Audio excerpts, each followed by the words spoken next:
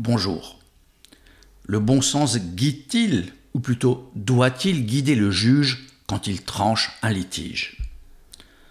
A priori, la réponse de bon sens, justement, serait oui, et peut-être même bien évidemment. Peut-être que le juge a un peu, et si possible même beaucoup de bon sens.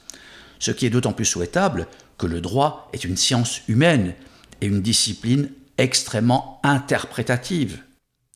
Par exemple, ce n'est pas la loi qui va nécessairement permettre au juge de juger si une personne est ou pas de bonne foi.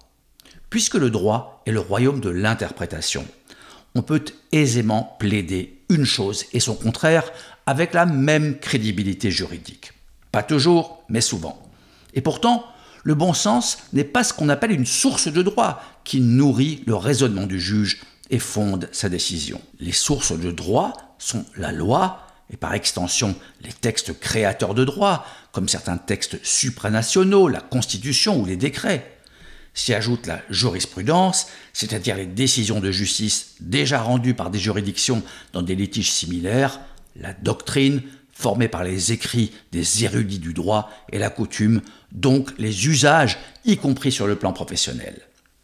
Voilà ce que l'on apprend en première année d'études de droit. Une autre source de droit est la convention, le contrat, car l'article 1103 du Code civil dispose que les contrats légalement formés tiennent lieu de loi à ceux qui les ont faits. On se fait sa loi en signant un contrat. Mais ce principe souffre de quelques exceptions, comme les clauses abusives qui peuvent être remises en cause et surtout les lois d'ordre public auxquelles on ne peut pas déroger par contrat, convention ou autorisation. Pourquoi le bon sens n'est-il pas officiellement une source de droit? Sans doute parce que personne ne sait vraiment le définir, du moins dans une logique juridique. C'est quoi le bon sens? Quel bon sens et en se basant sur quoi? Le bon sens de l'un n'est pas forcément celui de l'autre. Paradoxalement, la définition qu'en donne le dictionnaire Larousse est « capacité de bien juger, sans passion, d'une situation ou de ce qu'il est raisonnable de faire compte tenu des circonstances ». N'est-ce pas exactement ce qu'on attend du juge?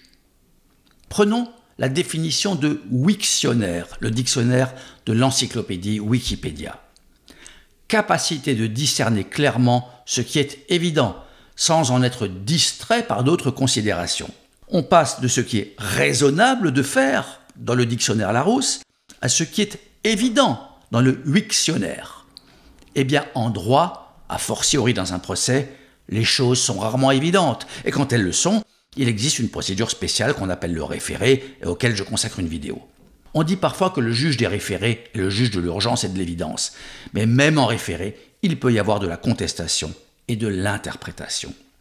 Si on s'en tient à la définition du Larousse, on peut en déduire que sans être une source de droit, le juge peut ou doit faire preuve de bon sens dans son analyse des sources de droit et de leur application au cas d'espèce qu'il doit trancher.